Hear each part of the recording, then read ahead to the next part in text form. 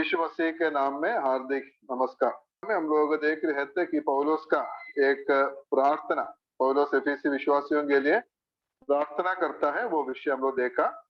उनका मन के आगे ज्योतिर्मय होना है और वो क्या क्या समझना है, वो बात हम लोग पिछले सप्ताह में हम लोग देखा। आज हम लोग उसका दूसरा अध्याय में हम लोग आएंगे, एफेसियों का पत्री उसका दूसरा अध्याय।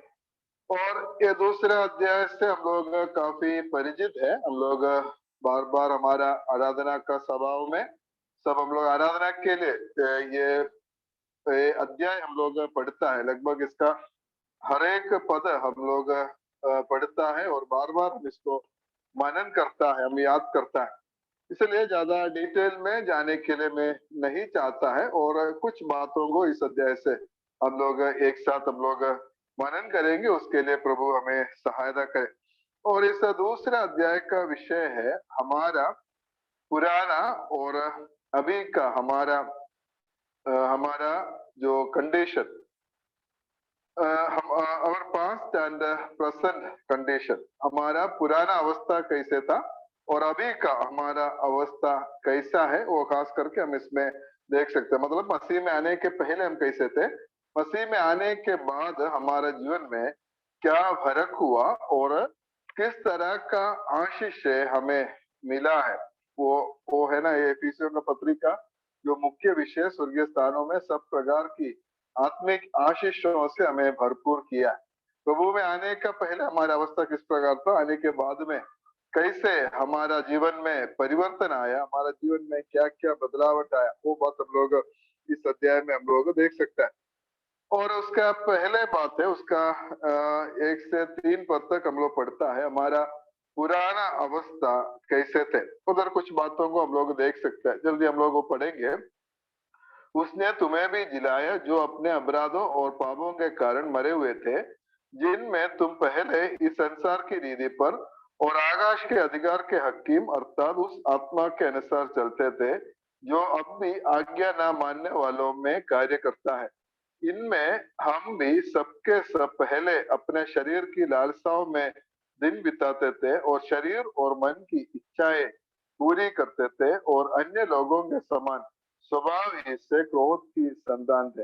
हम मसीह में आने के पहले हम लोग कैसे थे, पहले बात हम लोग इधर देख सकते हैं। हमारा अवस्था कितना खराब था वो हम लोग इधर देख सकते हैं।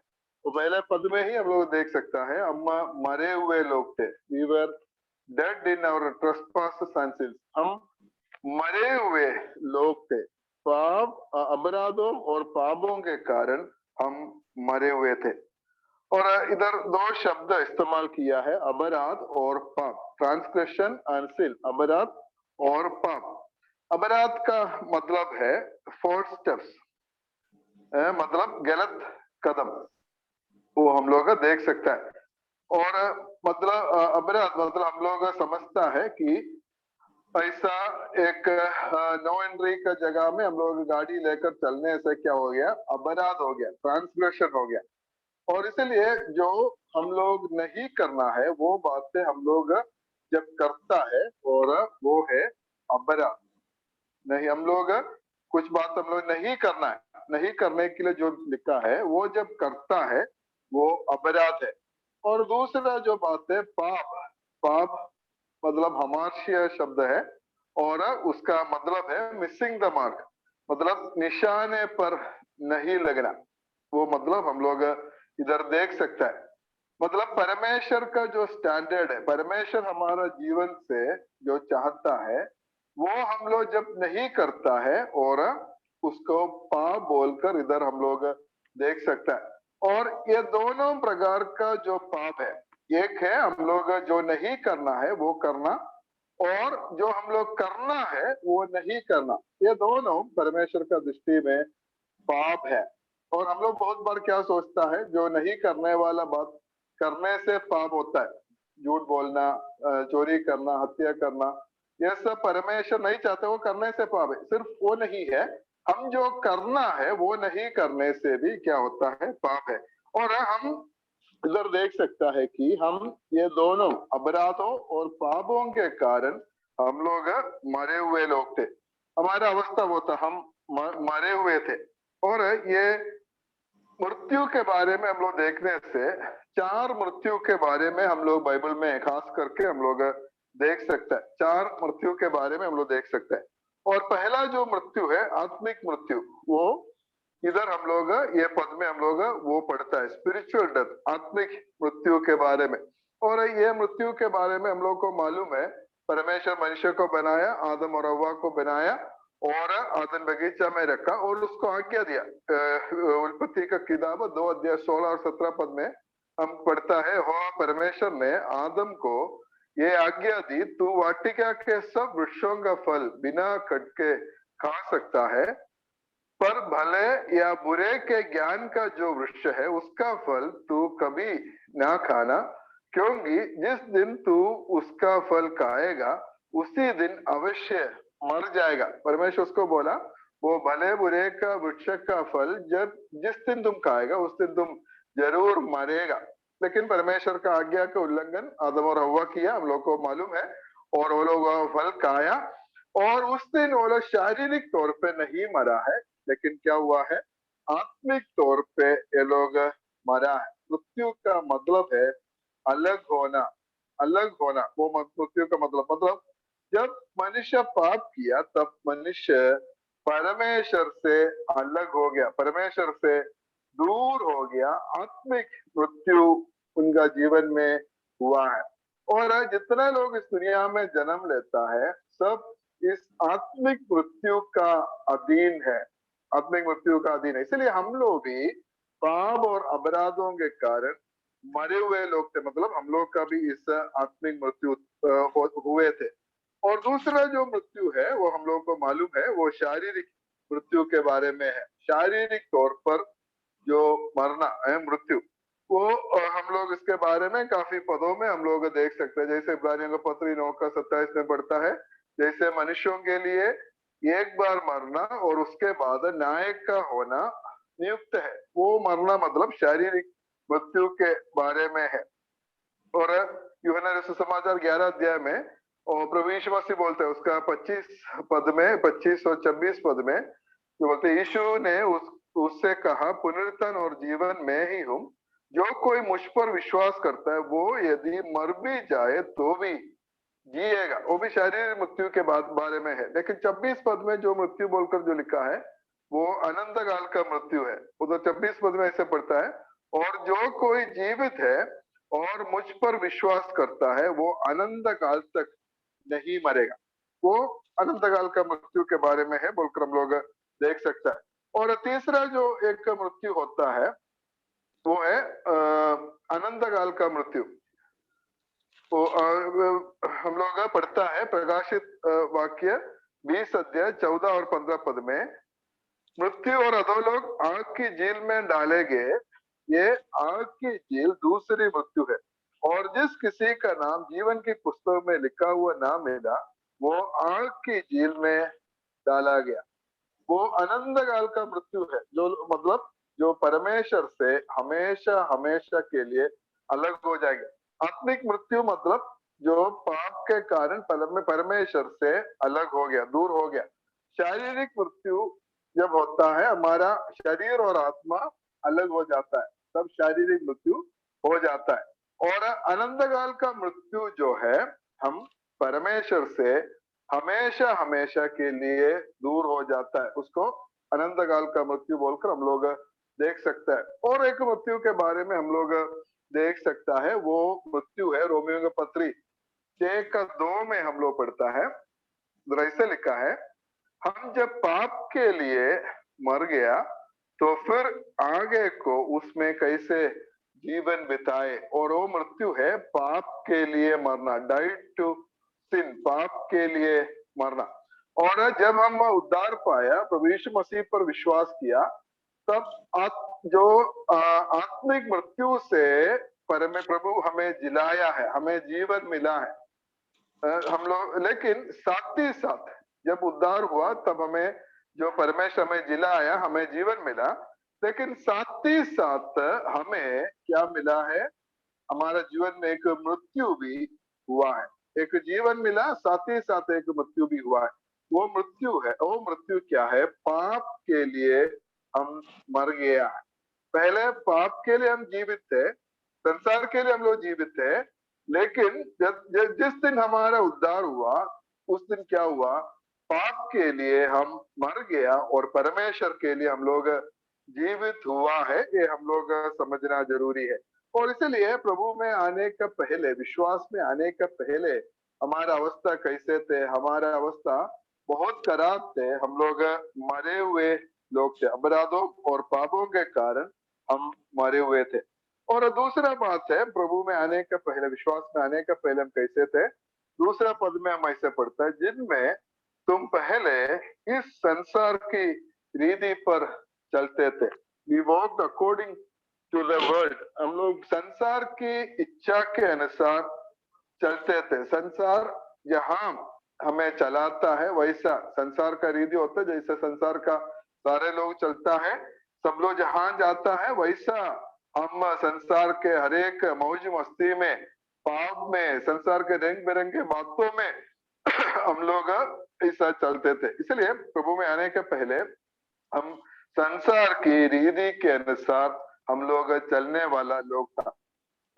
और तीसरा जो बात है, हम लोग इधर देख सकते हैं, विश्वास में आने के पहले हम लोग दूसरा पद में ही हम लोग ऐसे पढ़ता है, और आकाश के अधिकार के हकीम अर्थात उस आत्मा के अनुसार चलते थे जो अब भी आज्ञा ना मानने वालों में कार्य करता है। उधर जिसके बारे में लिखा है हमें मालूम है, हम लोग शैतान का इच्छा के अनुसार, शैतान का पीछे हम लोग चलते थे। आकाश के अधिकार के हकीम और आज्ञा ना मानने वालों पर जो काम करने वाला, कार्य करने वाला आत्मा, ये सब शैतानिक शक्ति के बारे में हम लोग देख सकते हैं। शैतान की इच्छा के अनुसार उसके पीछे हम लोग चलने वाला लोग था विश्वास में आने के पहले। और हमारा अवस्था और कैसे थे, हम लोग उसका तीसरा पद में पढ़ते हैं, उनमें हम भी सबके सब पहले, उनमें सबके सब पहले अपने शरीर की लालसाओं में दिन बिताते थे और शरीर और मन की इच्छाएं पूरी करते थे और अन्य लोगों के, ठीक है, हम लोग इधर हम लोग देख सकता है, शरीर के इच्छा के अनुसार, अपना शरीर के इच्छा के अनुसार हम लोग चलते थे। शरीर का सुख के लिए, सुख विलास के लिए जो भी करना है वो हम लोग, शरीर जो बोलता है उसी प्रकार हम लोग चलते हैं, चलते थे। और पांचवा बात है, हम लोग उधर तीसरा पद में हम ऐसा पढ़ता है कि अन्य लोगों के समान, अन्य लोगों के समान स्वभाव ही से क्रोध के संतान थे। हम परमेश्वर के क्रोध के संतान, ये सब करते करते सिर्फ परमेश्वर का क्रोध ही हमारे ऊपर बचा हुआ है, उससे बढ़कर कुछ भी नहीं है। परमेश्वर के क्रोध के पात्र थे हम लोग।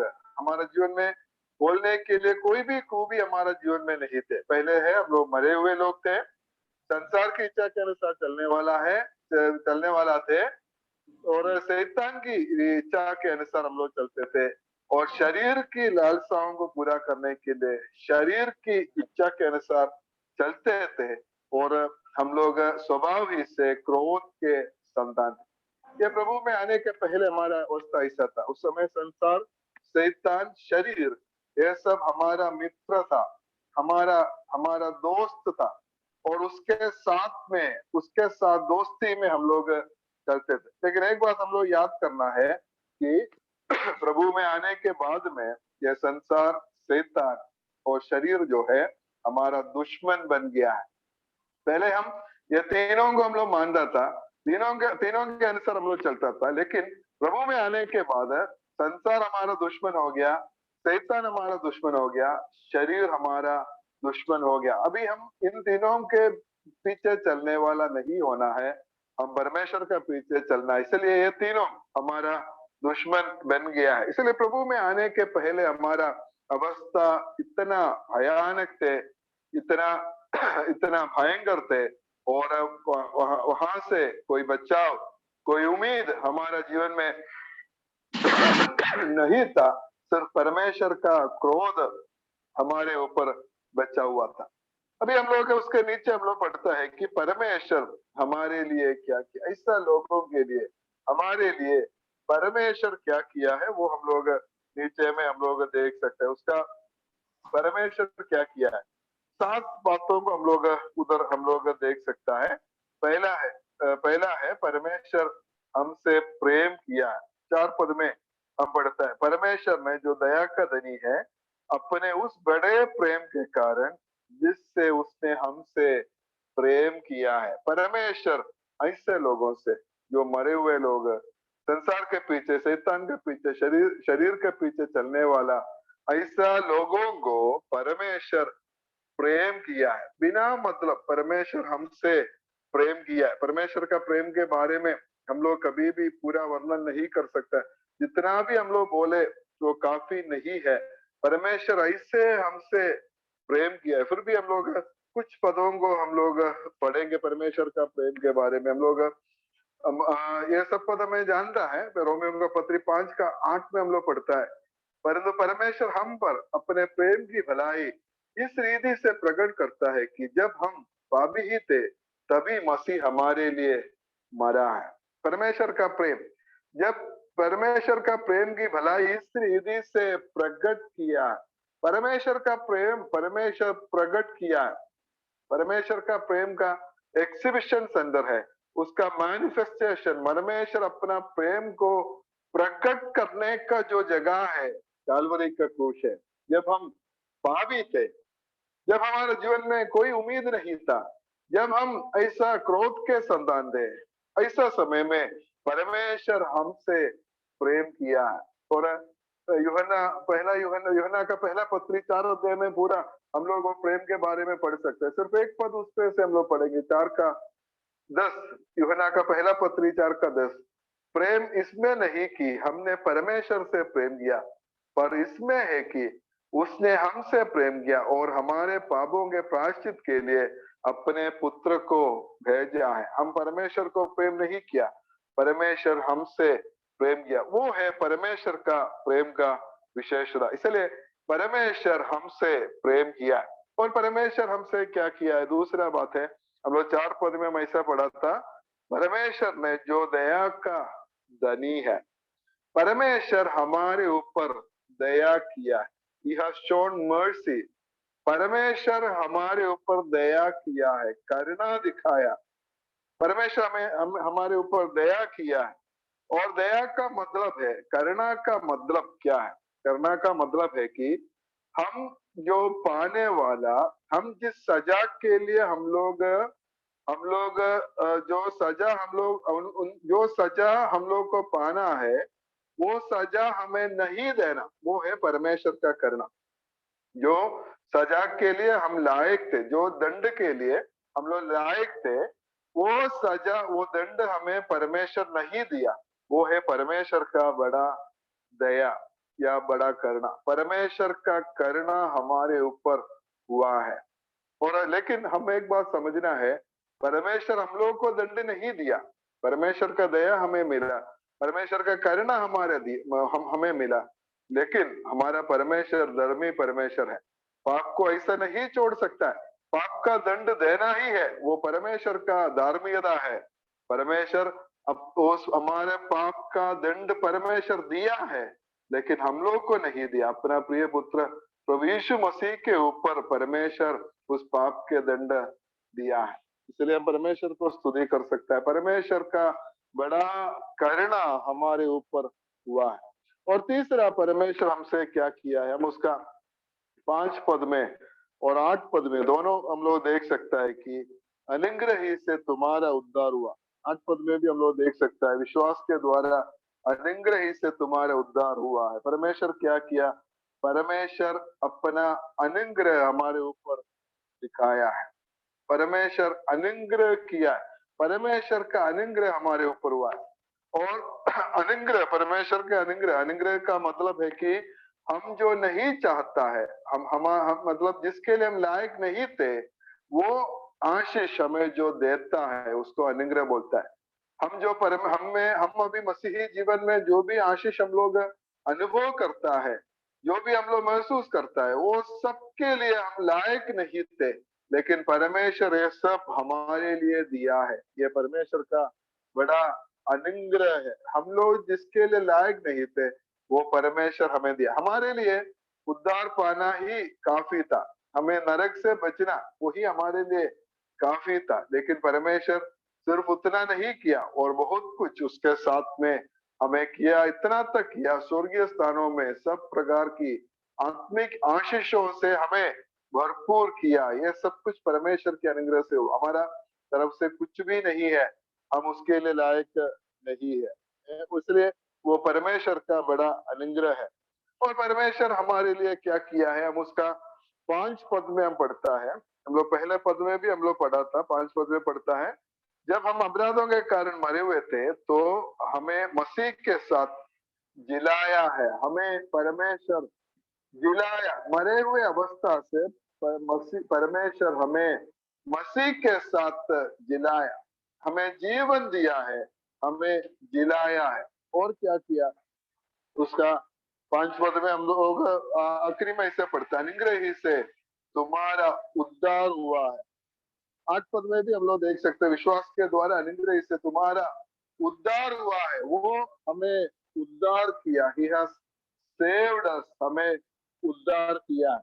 और परमेश्वर क्या किया, 6 पद में हम लोग पढ़ता है कि हमें उठाया, हमें उठाया 6 पद में, और मसीह यीशु में उसके साथ उठाया। तो मसीह के साथ हमें जिलाया, मसीह के साथ हमें उठाया है, हमें ऊंचा किया, हमें उठाया।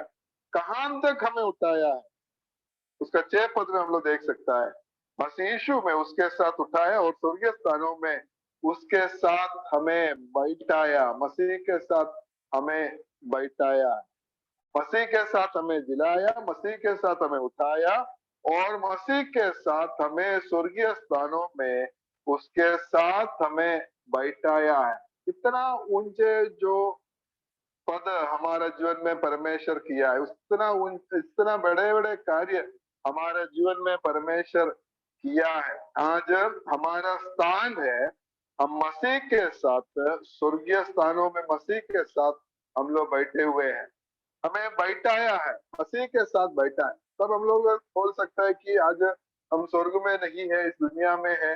दुनिया का हर एक समस्या है हमारे जीवन में, और कैसे ये सही होगा, मसीह के साथ हमें बैठेगा बोलकर नहीं, बैठाएगा बोलकर नहीं है, हमें बैठाया बोलकर हम लोग उधर देख सकते हैं, मसीह के साथ हमें बैठाया। इसका मतलब है हमारा स्थान को हमारा पोजीशन हमारा स्थान को दर्शाता है। उदाहरण बोलने से, हमारा प्रधानमंत्री है, हमारा प्रधानमंत्री को न्यू दिल्ली में एक ऑफिस है, और वो ऑफिस क्या दिखाते हैं, उस प्रधानमंत्री का उस अधिकार को, उसका स्थान को दिखाता है।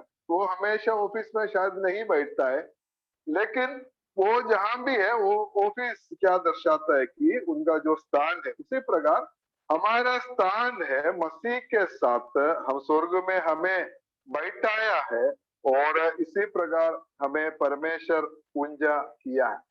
और इसीलिए हम हमारा जो पुराना अवस्था कैसे थे और परमेश्वर हमारा जीवन में क्या किया है वो हम लोग देखा है। उसके बाद में हम लोग देख सकते हैं कि अभी का हमारा पोजीशन, हमारा अवस्था या हमारा कंडीशन क्या है, हमारा प्रेजेंट कंडीशन वो क्या है, हम लोग देख सकते हैं। आज हम लोग मसीह के साथ हम लोग जीवित है, हमें हमें जिलाया, और मसीह के साथ हम जीवित है।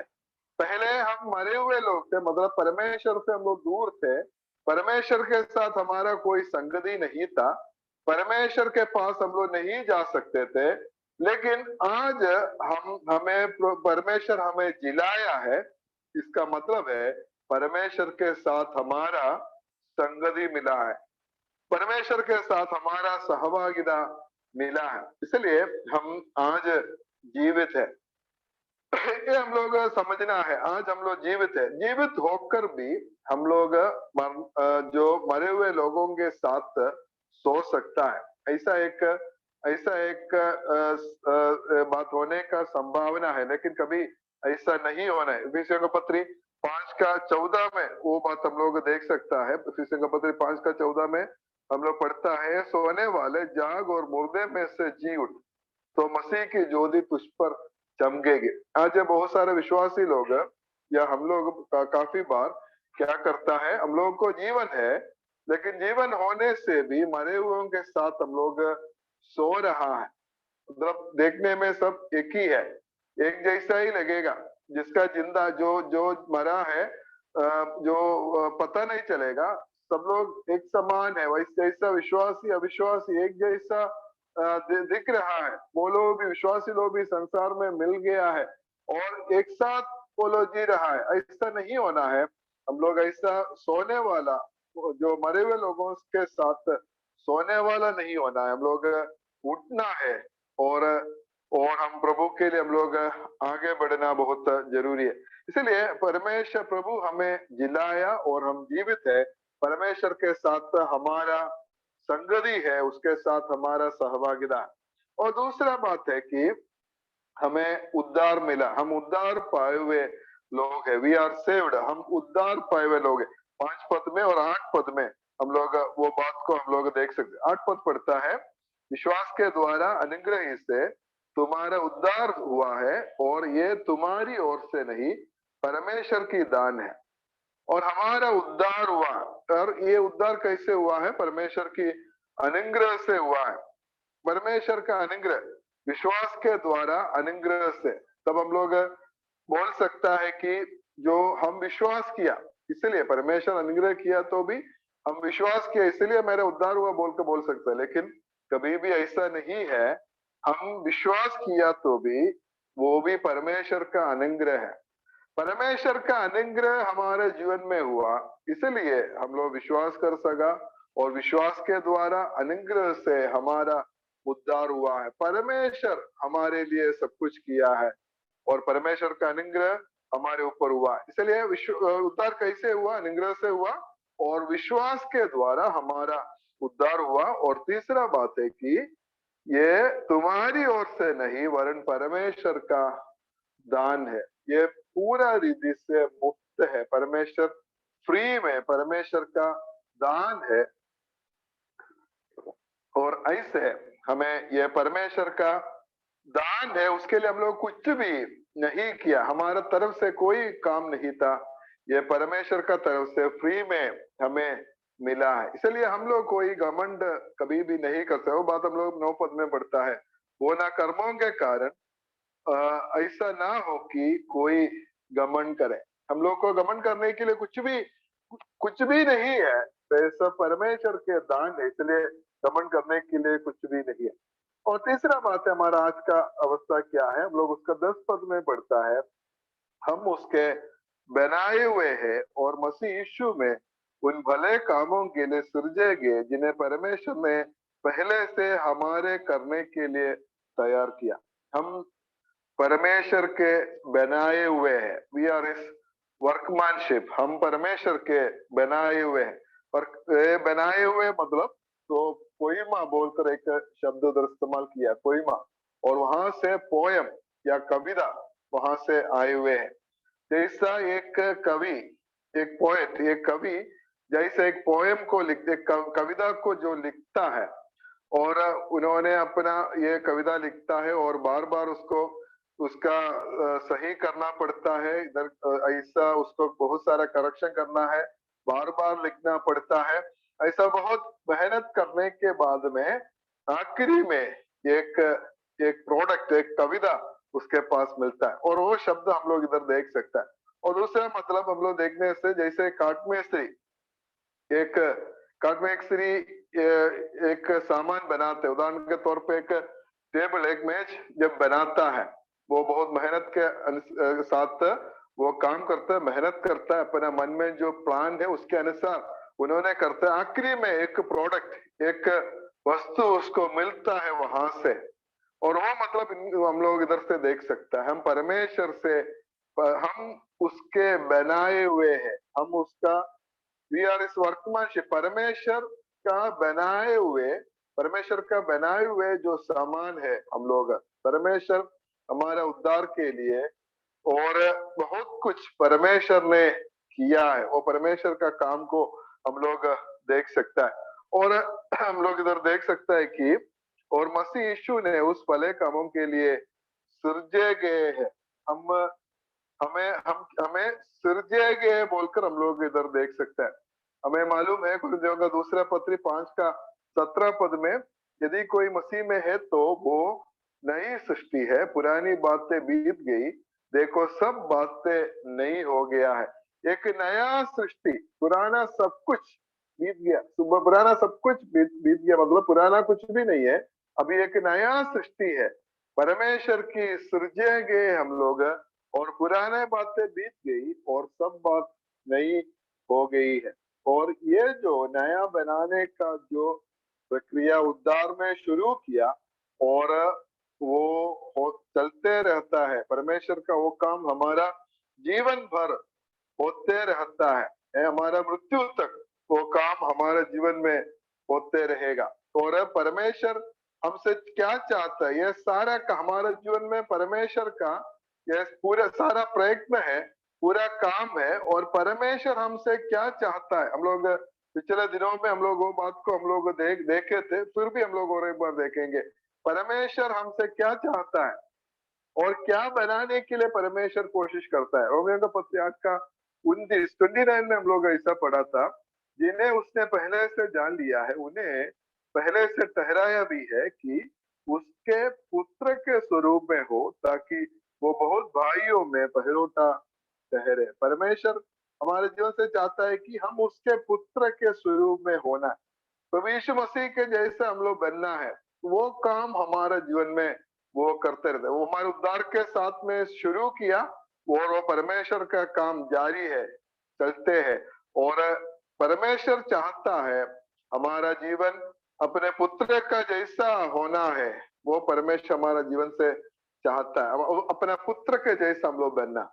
और इसके लिए हम अपने आप को परमेश्वर के हाथ में सौंप देना। इस परमेश्वर का बड़े काम के लिए अपने आप को परमेश्वर के हाथ में दीनदास से रहना है, तब परमेश्वर का उद्देश्य हमारा जीवन में पूरा हो जाएंगे और हम मसीह के जैसा, मतलब अपने पुत्र के स्वरूप में मसीह का स्वभाव हमारा जीवन में आ जाएंगे, और ऐसे हम लोग बन सकता है।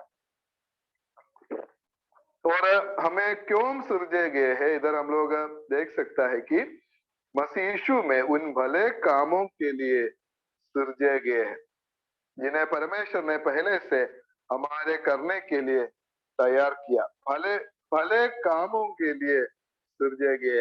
हम विश्वासियों से परमेश्वर ये चाहता है कि हम लोग भले काम हम लोग करना है। इसके लिए बहुत सारा पद हम लोग देख सकते हैं। कुरिन्थियों का दूसरा पत्री 9 का 8 में वैसे पढ़ता है, परमेश्वर सब प्रकार के अनुग्रह तुम्हें बहुतायत से दे सकता है, जिससे हर बात में और हर समय सब कुछ जो तुम्हें आवश्यक हो तुम्हारे पास रहे, और हर एक भले काम के लिए तुम्हारे पास बहुत कुछ हो। और उसके साथ में कोलोसियों का पत्र 1 का 10, ताकि तुम्हारा चाल चलन प्रभु के योग्य हो और वो सब प्रकार से प्रसन्न हो, और तुम्हें हर प्रकार के भले कामों को फल लाए, और तुम परमेश्वर की पहचान में बढ़ते जाओ। और हमें मालूम है तिमुथियुस का दूसरा पत्र 3 का 16 और 17 पद है। 16 पद में बढ़ते हर एक पवित्र शास्त्र परमेश्वर की प्रेरणा से रचा गया, और वो बात हम लोग पढ़कर और क्यों इसको दिया है। और 3 का 17 पद में ऐसा पढ़ता है, ताकि परमेश्वर का जन सिद्ध बने और हर एक भले काम के लिए तत्पर हो जाए। परमेश्वर के वचन हमें क्यों दिया है, हम उसको हमारा हमारा सुधरने के लिए, हमें समझने के लिए, और ये सब कुछ हम उधर लिखा है। और आखिरी में हमारे जीवन में क्या होना है कि हर एक भले काम के लिए तत्पर हो जाना, उसके लिए परमेश्वर की पवित्र शास्त्र हमें दिया हुआ है। और तीतुस का पत्र 2 का 14 में हम लोग पढ़ते हैं, जिसने अपने आप को हमारे लिए दे दिया कि हमें हर प्रकार के अधर्म से छुड़ा ले और शुद्ध करके अपने लिए एक ऐसे जाति बना ले जो भले भले कामों में सरगम हो। हम भले काम हम लोग करना है। ऐसा नहीं है कि उद्धार पाया सब कुछ हो गया अभी हम लोग जैसा भी चल सकता, ऐसा नहीं है। हमें उद्धार पाया, ऐसा परमेश्वर इतना बड़ा काम हमारा जीवन में किया, इतना बड़ा परिवर्तन हमारा जीवन में किया है, तो ये भले काम के लिए हमें सृजे गए हैं और परमेश्वर ने पहले से हमारे करने के लिए सब तैयार करके रखा है और उसको हम लोग करना है, वो हम लोग देख सकता है। और उसके बाद इसका 11 से 2 अध्याय 11 से 22 पद तक हम लोग पढ़ने से ये यहूदी और अन्य जाति लोग मसीह में एक है, तो विषय हम लोग देख सकते हैं। पहले यहूदी और अन्य जातियों के बीच में कोई संबंध नहीं थे, लेकिन ये दोनों कैसे एक बन गया है, यहूदी और अन्य जाति लोग कैसे एक बन गया, वो प्रभु में दोनों एक बन गया, वो हम लोग इधर देख सकते हैं। इसलिए ज्यादा विस्तार तौर पे मैं नहीं जाएगा और उधर से हम लोग देखेंगे। उसका 11 और 12 पद हमें मालूम है, उधर अन्य जाति लोग का पास मतलब हम लोग को क्या नहीं था, क्या क्या बात हमें नहीं था, वो हम लोग कुछ बातों को हम लोग उधर देख सकते हैं। और पहला है 11 और 12 पद हम लोग पहले पढ़ेंगे। इस कारण स्मरण करो कि तुम जो शारीरिक विधि से अन्य जाति हो और जो लोग शरीर में हाथ के किए हुए कतना से कतने वाले कहलाते हैं, वे तुमको कतना रहित कहते हैं। तुम लोग उस समय मसीह से अलग और इसराइल की प्रजा के पद से अलग किए हुए और प्रतिज्ञा की वाचाओं के भागी नाते और आशाहीन और जगत में ईश्वर रहित थे। और पहले है हम पहले मसीह से अलग थे, वी वर विदाउट क्राइस्ट, हम मसीह से अलग थे। और दूसरा है इसराइल की प्रजा के पद से अलग किए हुए, we were without citizenship, Israel की प्रजा के पद से अलग थे। और तीसरा है वी वर विदाउट कवेनेंट, प्रतिज्ञा की वाचाओं के भागी नहीं था। और इतना नहीं है, हम आशाहीन थे, विदाउट होप। और उसके बाद हम ईश्वर रहित थे, विदाउट गॉड, हम ईश्वर रहित थे। ऐसा बहुत नहीं नहीं बोलकर हम लोग ना थे बोलकर हम लोग देख सकते हैं। ऐसा हम लोग कुछ भी नहीं थे, हमारे जीवन में कुछ भी नहीं थे। और ऐसा अवस्था ऐसा था, हम अन्य जाति लोग के पास मतलब हमारे पास क्या क्या नहीं थे, हमारे पास कुछ भी नहीं थे बोलकर हम लोग देख सकता है।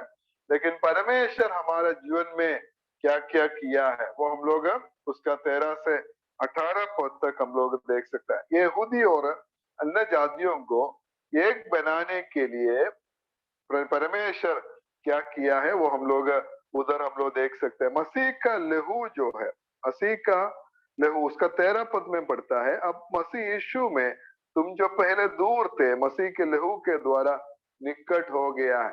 पहले परमेश्वर से बहुत दूर थे, कभी भी परमेश्वर के पास आ नहीं सकते थे, परमेश्वर से बहुत दूर थे। लेकिन प्रभु यीशु मसीह का जो लहू है, वो लहू हमें पास करीब लेकर आया है। प्रभु यीशु मसीह के लहू के द्वारा हम लोग निकट हो गया है। और प्रभु यीशु मसीह का लहू सब कर दिया, हमें परमेश्वर के पास हमें लेके आया। इसलिए पहले हम कहा हमारा जीवन कैसा था, हम मसीह से अलग थे, वी वर विदाउट क्राइस्ट, हम मसीह से अलग थे। लेकिन अभी हम कैसा है, हम लोग इफिसियों का पत्री में पूरा खास करके उसका 1 अध्याय 3 पद में हम लोग देख रहे थे कि ये मसीह में है, मसीह में स्वर्गीय स्थानों में सब प्रकार की आत्मिक आशीष हमें दिया हुआ है। आज हमारा स्थान, पहले हमारा स्थान है, हम मसीह से अलग थे, मसीह से दूर थे, मतलब मसीह से अलग थे। लेकिन आज now we are in Christ, आज हम मसीह में है। ऐसे इफिसियों के पत्री में जैसा हम लोग पहले क्लास में देखा, बहुत बार ऐसा मसीह में मसीह में मसीह में, आज भी हम लोग पढ़ा है, मसीह के साथ हमें जिलाया, मसीह के साथ उठाया, मसीह के साथ स्वर्गीय स्थानों में बैठाया। और हम मसीह में है। आज विश्वासी का स्थान सिर्फ मसीह के साथ नहीं है, मसीह में हमारा स्थान बन गया है। और दूसरा दूसरा बात है, पहले हम लोग मुसाफिर थे, वी वर एलियंस, हम लोग मुसाफिर थे। लेकिन आज पहले हम लोग इसराइल की प्रजा के पद से अलग थे, हम लोग मुसाफिर थे। लेकिन now, we are a holy nation, आज हम एक पवित्र प्रजा या एक पवित्र राष्ट्र बन गया। पतरस का पहला पत्री 2 अध्याय उसका 9 पद हमें मालूम है, तुम एक चुना हुआ वंश और राज पदधारी याजकों का समाज और पवित्र लोग और परमेश्वर की निज प्रजा हो। हम एक पवित्र समाज, एक पवित्र वंश हम लोग बन गया है। पहले हम मुसाफिर थे, पहले हम एलियंस, हम मुसाफिर थे, लेकिन आज एक पवित्र देश या पवित्र प्रजा हम लोग बन गया। और तीसरा बात है, पहले हम विदेशी थे, वी वर स्ट्रेंजर्स, पहले हम विदेशी थे, हम लोग विदेशी थे, लेकिन आज हम उसका 19 पद में हम लोग क्या पढ़ता है, 2 का 19 में, इसलिए तुम अब विदेशी और मुसाफिर नहीं रहे परंतु पवित्र लोगों के संगी स्वदेशी और परमेश्वर के घराने के हो गए हैं। आज पहले हम विदेशी थे, लेकिन आज हम विदेशी और मुसाफिर नहीं है। ऐसा इतना नहीं है कि हम स्वदेशी है और परमेश्वर के घराने के हैं, परमेश्वर के घराने का हम लोग बन गया है। और चौथा बात है, पहले हम आशाहीन थे, हमारा जीवन में कोई उम्मीद नहीं था, कोई आशा नहीं था, हम आशाहीन थे, लेकिन आज हमें एक ही आशा दिया है। 4 अध्याय 4 पद में पढ़ता है, एक ही देह है, एक ही आत्मा, और जैसे तुम्हें जो बुलाए गए थे उन अपने बुलाए जाने से एक ही आशा है, एक ही आशा के लिए हमें बुलाया। We are called in one hope, एक ही आशा के लिए हमें बुलाया है। और पांचवा बात है, पहले हम ईश्वर रहित थे, 2 का 12 में हम लोग पढ़ा, आशाहीन और जगत में ईश्वर रहित थे, वी वर विदाउट गॉड, हम लोग ईश्वर रहित थे। लेकिन आज हमें मालूम है, 1 अध्याय 3 पद में हम लोग क्या पढ़ता है, हमारे प्रभु यीशु मसीह के परमेश्वर और पिता का धन्यवाद हो। पिता, प्रभु यीशु मसीह के परमेश्वर और पिता आज हमारा भी परमेश्वर और पिता है। हम एक बार हम ईश्वर रहित थे, ईश्वर नहीं थे, परमेश्वर से दूर थे, परमेश्वर से अलग थे, लेकिन परमेश्वर आज हमारा परमेश्वर और हमारा पिता बन गया है। हम कितना धन्य लोग हैं, परमेश्वर कितना बड़ा काम हमारा जीवन में किया है। और हम लोग देख सकता है, हम मसीह में आज हम क्या है, what we are in Christ, आज हम मसीह में क्या है, वो हम लोग 19 से 22 पद तक काफी बातों को हम लोग उधर देख सकता है। पहला है, हम आज एक शरीर है, एक ही शरीर है। उसका 16 पद में हम लोग पढ़ता है कि और क्रूस पर वैर को नाश करके इसके द्वारा दोनों को एक देह बनाकर परमेश्वर से मिलाए। दोनों का मतलब यहूदी और अन्य जाति को एक देह बनाया, यहूदी और अन्य जाति को एक देह बनाया है। और यह असंभव था, मसीह का बिना ये कभी भी नहीं हो सकते थे, असंभव था। लेकिन now we are one body, आज हम सब एक शरीर है। और ये शरीर के बारे में 1 अध्याय 22 और 23 पद में हम पढ़ता है, सब कुछ उसके पांव तले कर दिया और उसे सब वस्तुओं में शिरोमणि ठहराकर कलीसिया को दे दिया, और ये उसकी देह है और उसी की परिपूर्णता है जो सब में सब कुछ पूर्ण करता है। हम एक देह है, प्रभु यीशु मसीह इस शरीर का सिर है और हम वो शरीर है। और इसी प्रकार आज हम लोग एक शरीर बन गया है। और कुरिन्थियों का पहला पत्री 12 का 13 पद में पढ़ता है, क्या हम सबने क्या यहूदी हो, क्या यूनानी, क्या दास हो, क्या स्वतंत्र, एक ही आत्मा के द्वारा एक देह होने के लिए बपतिस्मा लिया है। हम सब दास हो, स्वतंत्र हो, यूनानी हो, यहूदी हो, कोई भी हो, कलीसिया में हम सब प्रभु में हम लोग एक शरीर बन गया है। कितना बड़ा जो मौका, जो काम है, हम सब आज एक ही शरीर है, एक ही शरीर का अंग है हम लोग। और दूसरा है, हम लोग एक ही देश है, उसका 19 पद, इसलिए तुम अब विदेशी और मुसाफिर नहीं रहे परंतु पवित्र लोगों के संगी स्वदेशी और परमेश्वर के घराने के हो गए। हम वी आर वन नेशन, हम लोग एक राष्ट्र बन गया है, एक देश बन गया, एक एक हम लोग आज स्वदेशी है, हम लोग एक राष्ट्र के, एक देश के लोग हम लोग बन गया, हम लोग एक शरीर हो गया, एक शरीर के अंग हो गया और एक राष्ट्र, एक देश का जो स्वदेशी हम लोग बन गया। हम लोग सब एक ही देश के लोग हैं, एक ही जगह के लोग हैं, हम अलग अलग लोग नहीं है। हम लोग शायद इधर हिंदी बोलने वाला है, मराठी बोलने वाला है और आदिवासी बोलने वाला है, ऐसा अलग अलग देश से अलग अलग भाषा बोलने वाला लोग हैं हम लोग।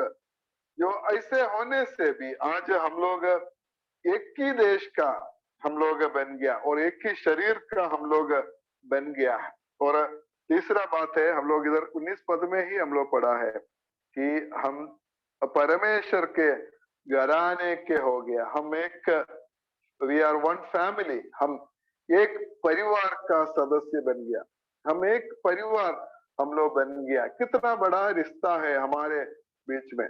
ऐसा मानसिक तौर पर, शारीरिक तौर पर शायद हमारा कोई रिश्ता नहीं है, लेकिन मसीह का जो खून का जो रिश्ता है वो सबसे बड़ा रिश्ता है। हम मसीह में भाई बहन लोग हैं और हम एक परिवार का, हमारा पिता एक है, एक ही पिता का संतान है, हमारा पिता एक है, हम सब एक परिवार का हम लोग सदस्य बन गया है। और चौथा बात है, हम लोग एक मंदिर है, उसका 20 से 22 पद तक हम लोग वो बात हम लोग देख सकता है। प्रेरितों और भविष्यवक्ताओं के नींव पर जिसके कोने का पत्थर मसीह यीशु स्वयं भी है बनाए गए है, जिसमें सारी रचना एक साथ मिलकर प्रभु में एक पवित्र मंदिर बनती जाती है, जिसमें तुम भी आत्मा के द्वारा परमेश्वर का निवास स्थान होने के लिए एक साथ बनाए जाते। इधर कलीसिया का निर्माण के बारे में जो नेव के बारे में सब बताया हुआ है, इसके बारे में मैं कुछ बोलने के लिए नहीं चाहते, सब हम जानता है। लेकिन हम आज एक पवित्र मंदिर, हम एक साथ एक पवित्र मंदिर बनाए जाते हैं मसीह में, हम एक पवित्र मंदिर है। We are one body, we are one nation, we are one family, we are one temple. हम लोग एक ही शरीर है, एक ही राष्ट्र है, एक ही परिवार है और एक ही मंदिर है। और वो एकता हम लोग कलीसिया में हम लोग देख सकता है, वो एकता को हम लोग बनाए रखना है, उसके लिए परमेश्वर में सहायता करे। आज इस दूसरा अध्याय से हम लोग देख रहे थे कि हमारा पुराना अवस्था और परमेश्वर हमारे जीवन में क्या क्या काम किया और आज का हमारा अवस्था क्या है, और हम लोग देख रहे थे कितना बड़ा काम हमारे जीवन में परमेश्वर किया। आज हमें जो आशीष मिला है उसका कुछ भी कोई भी लायक हम लोग नहीं है, हमारे लिए हमें गमन करने के लिए कुछ भी नहीं है।